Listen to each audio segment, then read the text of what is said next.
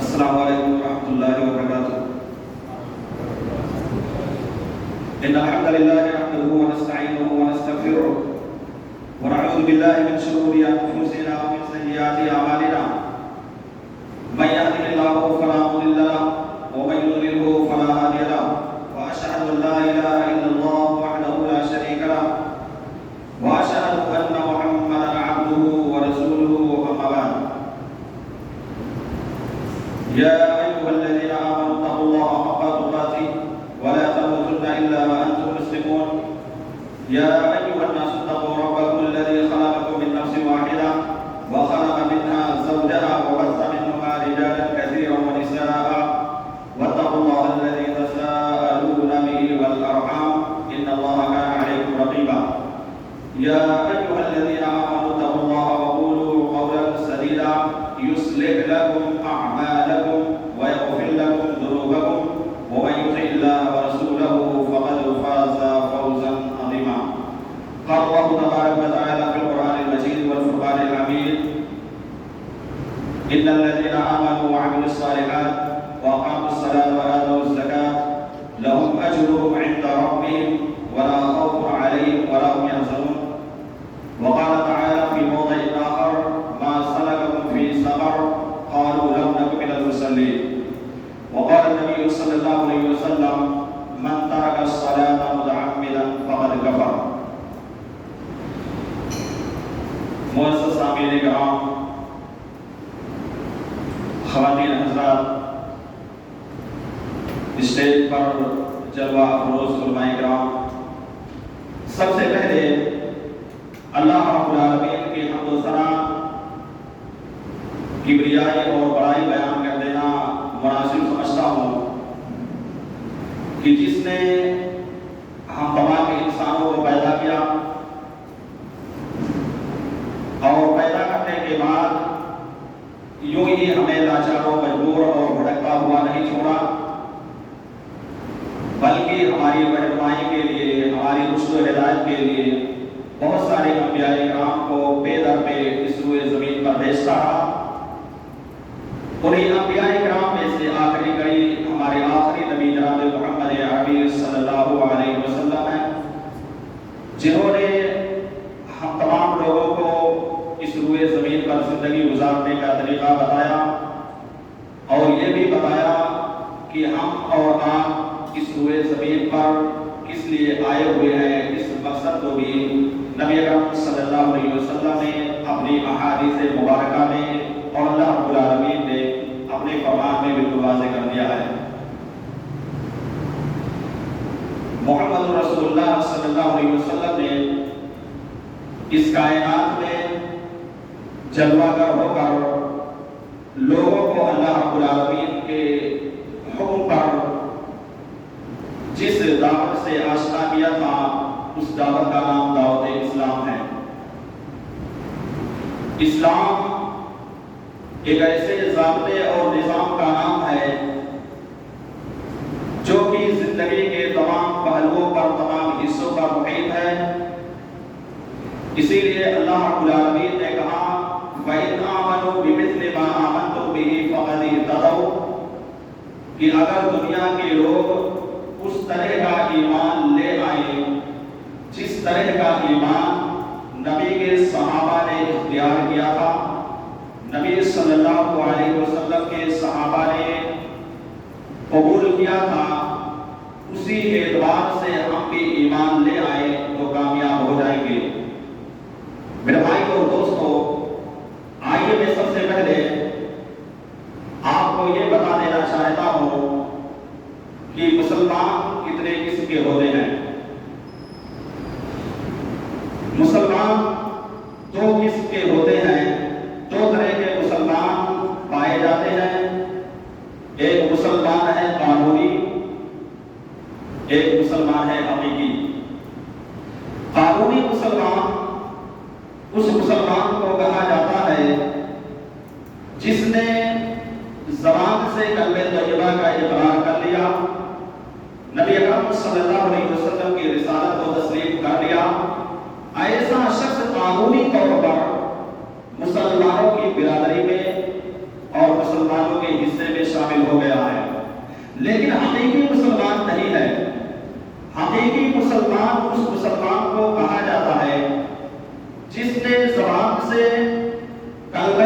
اللہ کا اقرار کیا، نبی اکرم صلی اللہ علیہ وسلم کی لائی ہوئی رسالت کو تسلیم کیا اور پھر اسی کے مطابق اپنی زندگی میں عمل کرنے کی کوشش کی، ایسا ہی مسلمان کامیاب ہونے والا ہے۔ میرے بھائی اور دوستو، اگر ہم اور آپ یہ چاہتے ہیں کہ ہم کو کامیابی مل جائے، کون سی کامیابی؟ آخرت کی کامیابی، جس کے لیے ہم اور آپ اس روئے زمین پر بھیجے گئے ہیں۔ یعنی ہمارے بھیجے جانے کا مقصد کیا ہے؟ اس مقصد کو اللہ تبارک و تعالیٰ نے قرآن مجید کے اندر بیان کر دیا، وَمَا خَلَقْتُ الْجِنَّ وَالْإِنسَ إِلَّا لِيَعْبُدُونِ، کہ ہم نے جنوں اور انسانوں کو صرف اور صرف اپنی عبادت و بندگی کے لیے پیدا کیا ہے۔ پتہ یہ چلا کہ ہمارے اس دنیا میں بھیجے جانے کا مقصد یہ ہے کہ ہم اللہ تبارک و تعالیٰ کی عبادت و بندگی کریں، رب العالمین کے ذکر سے اپنی زبان کو تر رکھیں۔ اسی مقصد کے لیے اللہ رب العالمین نے ہم تمام لوگوں کو اس روئے زمین پر بھیجا ہے۔ لیکن آج مسئلہ بالکل اس کے برخلاف ہو گیا ہے، اس کے الٹا ہو گیا ہے۔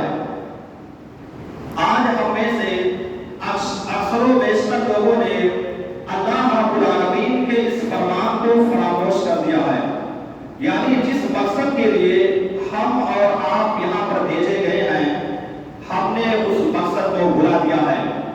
اور ہماری خواہش کیا ہے؟ ہم یہ چاہتے ہیں کہ جنت ہم کو مل جائے۔ میرے بھائی اور دوستو، جنت اتنی آسانی سے ملنے والی نہیں ہے۔ جب تک ہم اللہ رب العالمین کی عبادت و بندگی نہیں کریں گے، ہم نماز کی پابندی نہیں کریں گے، نماز پڑھنے کا اہتمام نہیں کریں گے، اس وقت تک ہم کو کامیابی ملنے والی نہیں ہے۔ آئیے اللہ رب العالمین کے اس فرمان سے سمجھیے۔ رب العالمین نے کہا ان الذین آمنوا وعملوا الصالحات، کہ بے شک جو لوگ ایمان لائے، وعملوا الصالحات اور عمل صالح کیا، واقاموا الصلاۃ اور نماز ادا کیے، لہم اجرهم عند ربهم، یہ وہ لوگ ہیں جن کا اجر اللہ رب العالمین کے پاس رکھا ہوا ہے، ان کو ملنے والا ہے۔ میرے بھائیوں اور دوستوں، میری ماں اور بہنوں، جنت اللہ رب العالمین نے انہی لوگوں کے لیے بنا رکھا ہے جو نماز پڑھنے کا اہتمام کرتے ہیں، جو نماز میں پابندی کرتے ہیں۔ ایسا نہیں کہ کاہلی اور سستی کے ساتھ نماز پڑھتے ہیں، ایسے لوگوں کو جنت نہیں ملے گا۔ جنت حقیقی معنوں میں انہی لوگوں کو ملنے والا ہے جو پانچوں نمازوں کو پابندی کے ساتھ پڑھنے کی کوشش کرتے ہیں۔ لیکن آج اس کے برعکس ہو رہا ہے۔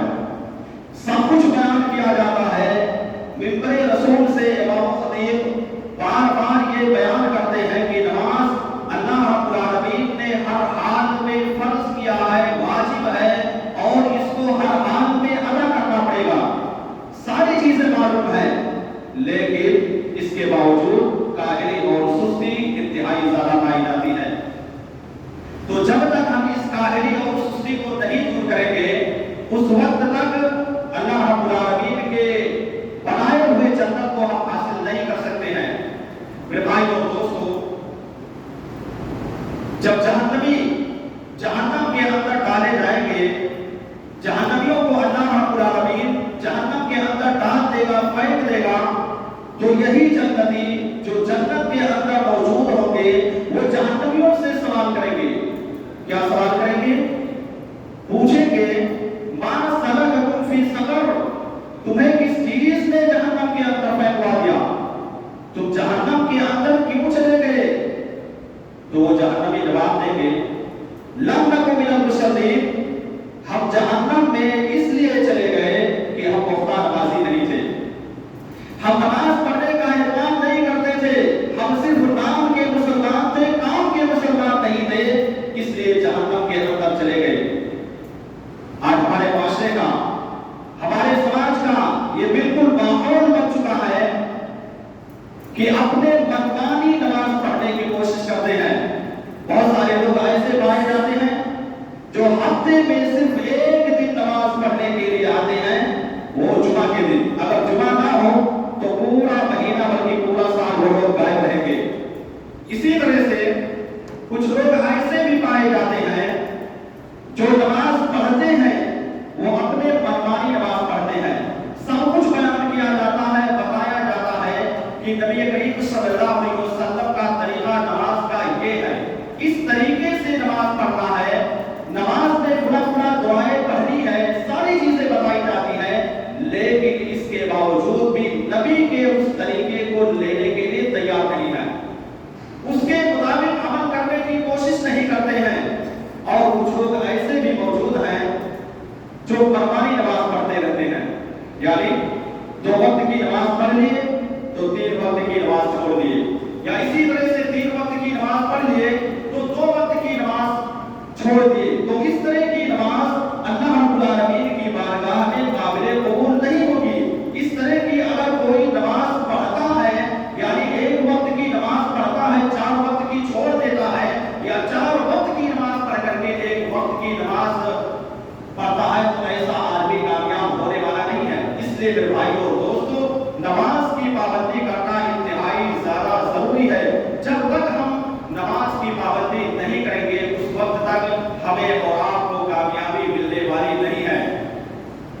ہمارے یہاں ایک اور ماحول بن چکا ہے کہ کچھ لوگ ہیں جو 8 کی نماز پڑھتے ہیں۔ 8 کا مطلب ہوتا ہے یعنی جمعہ کے دن صرف نماز پڑھنے کے لیے آتے ہیں، اور کچھ لوگ وہ ہیں جو گھاٹ کی نماز پڑھتے ہیں، یعنی جنازے کی نماز، اور کچھ لوگ ایسے بھی پائے جاتے ہیں جو 360 کی نماز پڑھتے ہیں، مطلب یعنی عید اور بقرہ عید کی نماز۔ تو اس طرح کا ماحول بنا ہوا ہے، اور جب اس طرح کا ماحول ہمارے سماج کے اندر پایا جائے گا، نماز سے اتنی دوری پائی جائے گی، تو بتائیے میرے بھائیوں اور دوستوں، دنیا کے اندر جو آج پریشانیاں ہمارے اوپر آ رہی ہیں، یہ نماز نہ پڑھنے کا نتیجہ ہے۔ اگر ہم نماز پڑھنے لگے پابندی کے ساتھ تو ان ساری پریشانیوں کا خاتمہ ہو جائے گا۔ آپ دیکھیے نبی اکرم صلی اللہ علیہ وسلم پر جب بھی کوئی پریشانی لاحق ہوتی تھی، کسی پریشانی میں آپ صلی اللہ علیہ وسلم مبتلا ہوتے تھے، تو فوراً نماز کا رخ کیا کرتے تھے، اور نماز پڑھ کر کے اس پریشانی کو ختم کرنے کی نبی اکرم صلی اللہ علیہ وسلم کوشش کیا کرتے تھے۔ تو نماز کی پریشانیوں کے ختم کرنے کا ایک طریقہ ہے۔ پھر بھائیو اور دوستو، نماز یہ ایسی عبادت ہے جس کو اللہ رب العالمین نے جنگ کی حالت میں بھی معاف نہیں کیا ہے، سفر میں ہو تب بھی اللہ نے معاف نہیں کیا ہے، تلواریں چل رہی ہیں، تیروں کی بارش ہو رہی ہے، سب کچھ چل رہا ہے، ایسی حالت میں بھی اللہ رب العالمین نے نماز کو معاف نہیں کیا ہے۔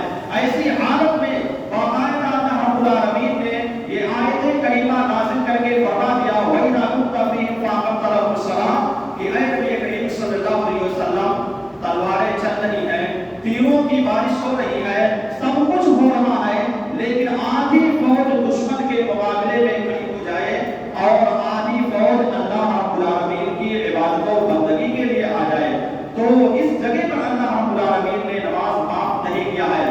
آج ہمارے کتنے بھائی ہیں جو سفر کرتے ہیں، یہاں سے حیدرآباد جاتے ہیں یا اسی طرح سے اور کہیں جاتے ہیں، ایمانداری کے ساتھ بتائیں کتنے لوگ ہیں جو سفر میں نماز پڑھتے ہیں؟ بہت کم لوگ ملیں گے جو آپ کو سفر میں نماز پڑھنے والے ملیں گے۔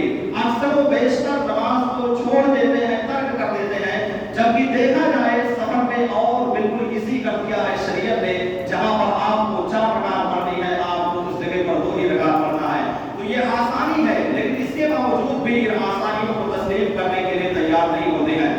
پھر بھائیو اور دوستو، ایسے بے نمازیوں کا انجام کیا ہوگا؟ ایسے بے نمازیوں کو کل قیامت کے روز اللہ رب العالمین جہنم کے اندر داخل کرے گا۔ جہنم ان کا ٹھکانہ ہوگا۔ جو نماز کی پابندی نہیں کرتے ہیں، جو نماز سے دور رہتے ہیں، ہر وقت ان کی کانوں میں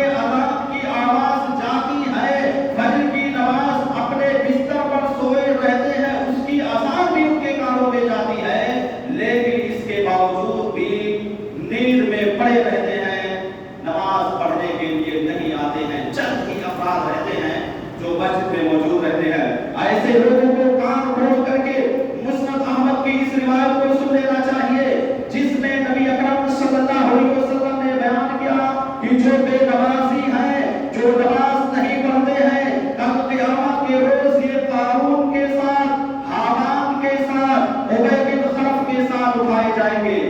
کن کے ساتھ؟ قارون کے ساتھ، حامان کے ساتھ، ابی بن خلف کے ساتھ. ایسے لوگوں کو اٹھایا جائے گا اور آپ سبھی لوگوں کو معلوم ہوگا کہ قارون کیسا تھا، حامان کیسا تھا، ابی بن خلف کیسا تھا. یہ انتہائی بدترین لوگ تھے. انہوں نے اللہ تبارک و تعالیٰ کی انتہائی زیادہ نافرمانی کی تھی. ایسے لوگوں کے ساتھ ان بے نمازیوں کو اٹھایا جائے گا جو آج دنیا کے اندر نماز نہیں پڑھتے ہیں، بار بار سمجھانے کے باوجود نماز کی پابندی نہیں کرتے ہیں. ایسے لوگوں کے ساتھ اٹھایا جائے گا کل بروز قیامت. اس لیے میرے بھائیوں اور دوستوں، مسند احمد کی اس روایت کو اپنے دل و دماغ کے اندر رکھ کر کے کبھی رات کی تنہائی میں بیٹھ کر کے سوچنا کہ کیا کل اللہ کے نبی صلی اللہ علیہ وسلم نے جو یہ کہا ہے کہ ان لوگوں کے ساتھ ایسے لوگوں کو اٹھایا جائے گا جو بے نمازی ہیں، کیا ہمیں یہ تسلیم ہے؟ ہم یہ چاہتے ہیں کہ ان بزرگوں کی صف میں ہمیں اٹھایا جائے؟ ہم میں سے ہر شخص یہ کہے گا کہ نہیں، ہمیں یہ بات پسند نہیں ہے کہ ان گنہگاروں کے ساتھ، ان بزرگوں کے ساتھ ہمیں اٹھایا جائے. میرے بھائیوں اور دوستوں، اسی طرح سے جو آدمی نماز کی پابندی نہیں کرتا ہے، ایسے آدمی کے بارے میں نبی اکرم صلی اللہ علیہ وسلم نے بیان کیا، العہد الذی بیننا وبینہم الصلاۃ فمن ترکہا فقد کفر، کہ ہمارے درمیان اور ان کے درمیان جو عہد و پیمان ہے وہ ہے نماز کی پابندی کرنا. فمن ترکہا فقد کفر، جس نے نماز کو ترک کر دیا اس نے کفر کیا. بعض علماء کرام نے جو باقاعدہ یہ کہہ دیا ہے، آپ سعودی کنٹری میں جائیے، وہ کفر کا تو ترجمہ ڈائریکٹ یہ کرتے ہیں کہ وہ کافر ہو گیا. یعنی جس نے نماز کو ترک کر دیا، چھوڑ دیا، ایسا آدمی علماء کرام کے مطابق کافر ہو گیا. لیکن میرے نزدیک، میرے سمجھ سے ایسا آدمی کفر والا کام کر رہا ہے، گویا کہ نماز کا وہاں پر انکار کر رہا ہے، اس لیے وہ آدمی کفر والا کام کر رہا ہے. اسی طرح سے میرے بھائیوں اور دوستوں، نماز کی اگر اتنی اہمیت اور اتنی فضیلت نہیں ہوتی تو نبی کریم صلی اللہ علیہ وسلم یہ بات اپنی زبان سے نہیں کہتے. کون سی بات؟ کہ میرا دل چاہتا ہے، میری خواہش ہے، میری تمنا ہے، میں یہ چاہتا ہوں کہ عشاء کی نماز کی امامت کے لیے کسی اور کو اس جگہ پر کھڑا کر دوں، وہ امامت کرے اور میں کچھ لوگوں کو اپنے ساتھ لے کر کے جاؤں، ساتھ میں ان کے ساتھ لکڑیوں کا گٹھر ہو، لکڑی بھی ساتھ میں موجود ہو، اور ان لوگوں کے گھر میں جاؤں جو لوگ جماعت میں حاضر نہیں ہوتے ہیں، ان کے گھر کو جلا کر کے راکھ کر دوں. میرے بھائیو دوستو، یہ وعید ہے. یہ کس کے بارے میں میرے نبی نے کہا؟ یہ اللہ کے نبی صلی اللہ علیہ وسلم نے ان لوگوں کے بارے میں کہا جو جماعت میں حاضر نہیں ہوتے ہیں. نماز میں نہیں، صرف جماعت میں نہ حاضر ہونے والوں کے بارے میں اس طرح سے اللہ کے نبی صلی اللہ علیہ وسلم نے کہہ دیا کہ جو لوگ جماعت میں حاضر نہیں ہوتے ہیں، میرا دل چاہتا ہے کہ ان کے گھر کو جلا کر کے راکھ کر دوں.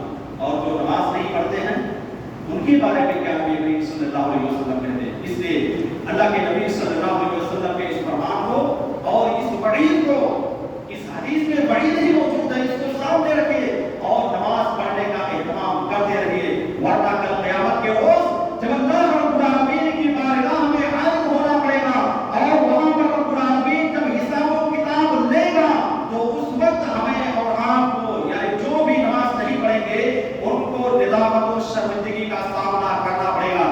آئیے میں آپ کے سامنے وہ حدیث پیش کرتا ہوں جس میں نبی اکرم صلی اللہ علیہ وسلم نے بیان کیا کہ سب سے پہلے اول ما یحاسب به العبد یوم القیامہ الصلاۃ، وَإِنْ صَلَّتْ صَلَّى سَائِرُ عَمَلِهِ وَإِنْ فَسَدَتْ فَسَدَ سَائِرُ عَمَلِهِ. کہ قیامت کے روز، بروز قیامت، اللہ رب العالمین بندے مومن سے سب سے پہلے جس چیز کے بارے میں سوال کرے گا وہ نماز ہوگا. اگر نماز صحیح رہی تو سارا معاملہ صحیح ہو جائے گا، لیکن اگر نماز کا معاملہ ٹیڑھا ہوا، یعنی آپ نے نماز پڑھنے کا اہتمام نہیں کیا، تو اس کے علاوہ جتنے بھی معاملات ہوں گے وہ سارے کے سارے معاملات اور وہ سارے کے سارے عمل جو ہے ٹیڑھے ہو جائیں گے. ظاہر سی بات ہے ایک انسان سے جب قیامت کے روز اللہ رب العالمین پہلا یہ حساب و کتاب لے گا اور یہ پوچھے گا کہ کیا تو دنیا کے اندر نماز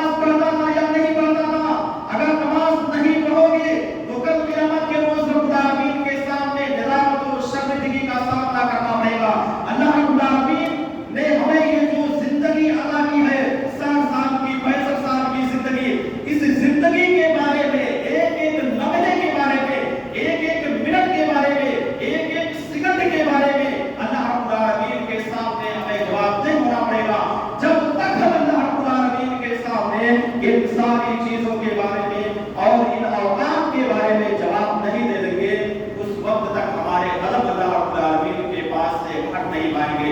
اس لیے میرے بھائیو اور دوستو، نماز کی پابندی کیجیے، ورنہ قیامت کے روز انتہائی زیادہ پچھتاوا اٹھانا پڑے گا، اور پھر وہاں پر پچھتانے سے کچھ بھی کام نہیں چلنے والا ہے۔ ایسا نہیں ہے کہ وہاں پر جب حساب و کتاب ہوگا، اگر کسی کے نیکیوں میں کمی ہوئی تو اللہ رب العالمین یہ مہلت دے دے گا کہ جاؤ اور 10 سال 5 سال رہ کر کے کچھ نیکیاں جو ہے اکٹھا کر کے چلے آؤ۔ ایسا نہیں ہونے والا ہے۔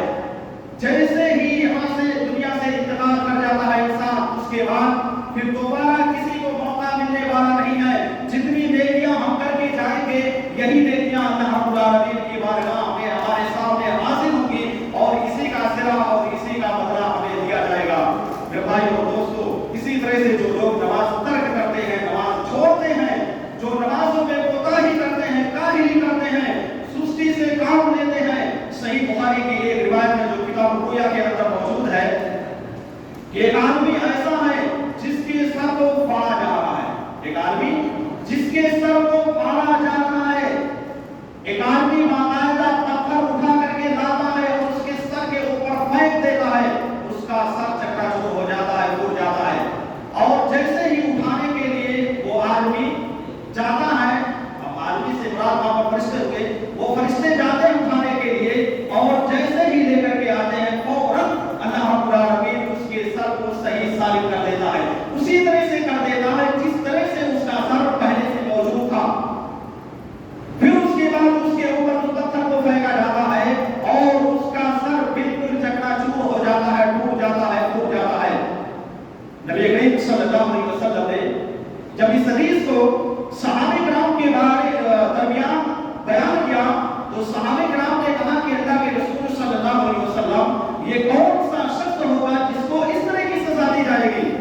اللہ کے نبی صلی اللہ علیہ وسلم نے کہا وَيَنَامُ عَلَيْهِ السَّلَامُ الْمَطْلُوبَ، یہ وہ شخص ہے جو فرض نمازوں کو چھوڑ کر کے سویا رہتا تھا، جو اپنے کانوں میں فجر کی اذان سنتا تھا لیکن اس کے باوجود بستر کو چھوڑنے کی کوشش نہیں کرتا تھا، جو پانچوں وقت کی نمازوں کو اذانوں کو سنتا تھا اور اس کو معلوم تھا کہ فلاں وقت کی اذان ہو رہی ہے، سب کچھ جانتا تھا، لیکن اس کے باوجود بھی وہ نماز پڑھنے کے لیے مسجد کے اندر نہیں آیا کرتا تھا۔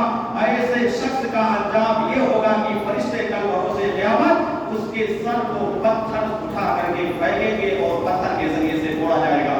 میرے بھائی اور دوستو، ویسے تو بہت ساری وعیدیں موجود ہیں، لیکن چند وعیدوں کو میں نے آپ کے سامنے اس لیے پیش کیا تاکہ اگر آپ انہی وعیدوں کو سامنے رکھ لیں تو آپ کی لائف میں، آپ کی زندگی میں اور آپ کی زندگی میں اللہ رب العالمین تبدیلی پیدا کر سکتا ہے۔ اسی طرح سے ایک مسئلہ یاد رکھنا کہ جیسے بہت سارے لوگ ہوتے ہیں، یہ سوچتے ہیں کہ میں نماز پڑھ رہا ہوں، میرے بچے نماز پڑھے یا نہ پڑھے اس سے کیا مطلب ہے، میں نماز پڑھ رہا ہوں، میری بیوی نماز پڑھے یا نہ پڑھے اس سے کیا لین دین ہے۔ ایسے لوگوں کو کان کھول کر کے سن لینا چاہیے۔ نبی اکرم صلی اللہ علیہ وسلم کی ایک حدیث آتی ہے کہ ایک آدمی جس کے اعمال کا وزن ہو چکا ہوگا، جنت میں جانے کی سرٹیفکیٹ اللہ رب العالمین نے دے دیا ہوگا اور اپنے فرشتوں کو باقاعدہ یہ حکم دے دیا ہوگا کہ اے میرے فرشتوں، اس آدمی کو لے جاؤ جنت کے اندر چھوڑ کر کے چلے آؤ۔ ایسے میں اس کی بیوی آئے گی، کہے گی کہ اللہ، یہ حاجی صاحب، یہ نمازی صاحب مجھ کو چھوڑ کر کے جنت میں جا رہے ہیں اور میں جہنم میں جا رہی ہوں، یہ کہاں کا فیصلہ ہے، یہ کیسا عدل و انصاف ہے؟ یہ حاجی صاحب اپنا تو خود مسجد میں جا کر کے نماز پڑھتے تھے، اگر میں کھانا بناتی تھی، کھانا پکانے میں لیٹ ہو جاتی تھی، گھر کو آسمان پر اٹھا لیا کرتا تھا، روٹیاں پکانے میں دیر ہو جاتی تھی، لاٹھی ڈنڈا اٹھا لیا کرتا تھا۔ اگر یہ حاجی صاحب، یہ نمازی صاحب جو میرا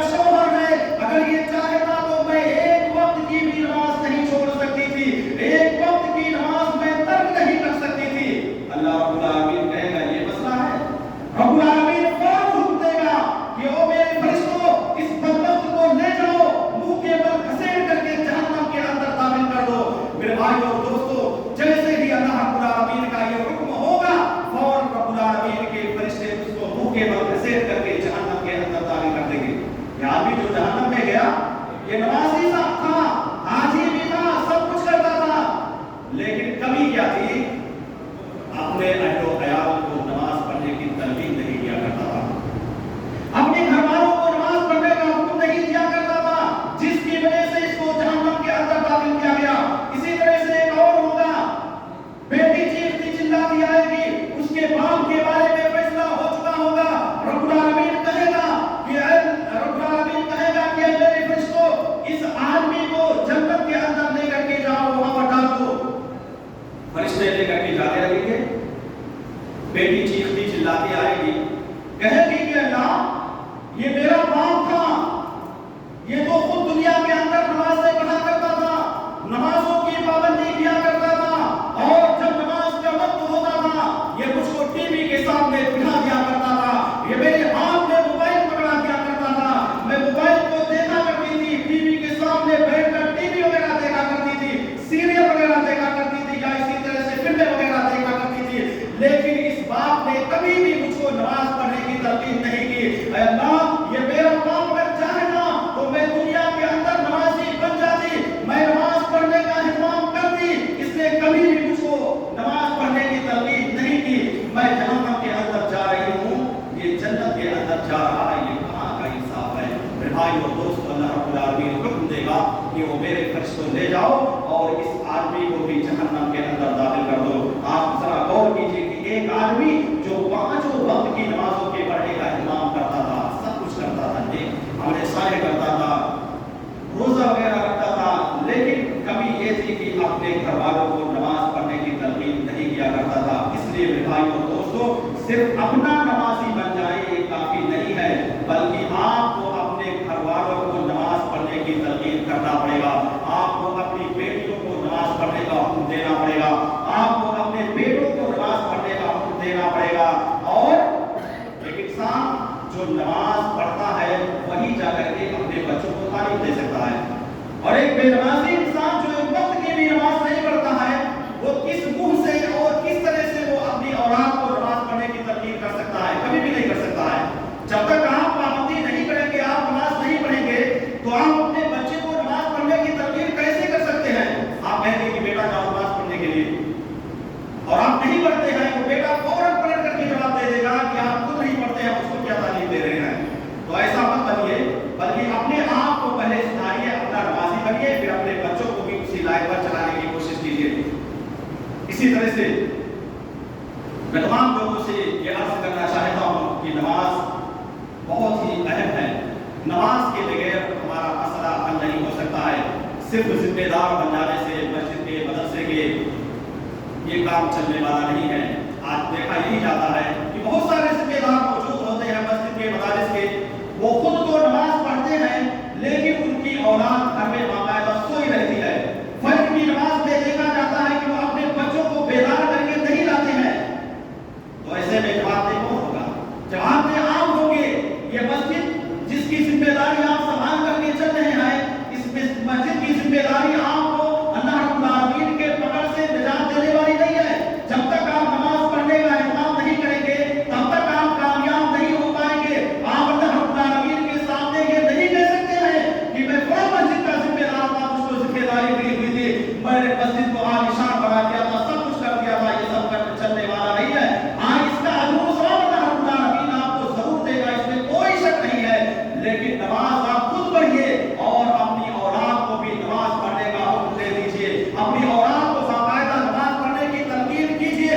آپ آئیے، جتنے بھی ذمہ دار مسجد کے پائے جاتے ہیں 8 لوگ 10 لوگ، اگر یہ لوگ خود آئے اور اپنے بچوں کو ساتھ میں لے کر کے آئے تو میں دعوے کے ساتھ کہتا ہوں کہ پوری ایک سب مکمل ہو جائے گی، کسی بھی مسجد میں ہو، چاہے یہ ہو چاہے مسجد عباد الرحمان ہو۔ اس لیے میں ذمہ داران سے خصوصی طور پر میں یہ کہنا چاہتا ہوں کہ آپ خود نماز کی پابندی کیجیے اور اپنی اولاد کو نماز کا پابند بنائیے، تب جا کر کے اللہ رب العالمین کو اس کا بہتر سے بہتر صلاح اور بدلہ عطا فرمائے گا۔ اللہ رب العالمین سے دعا ہے کہ الہ العالمین ہم تمام لوگوں کو نماز پڑھنے کی توفیق عطا فرما۔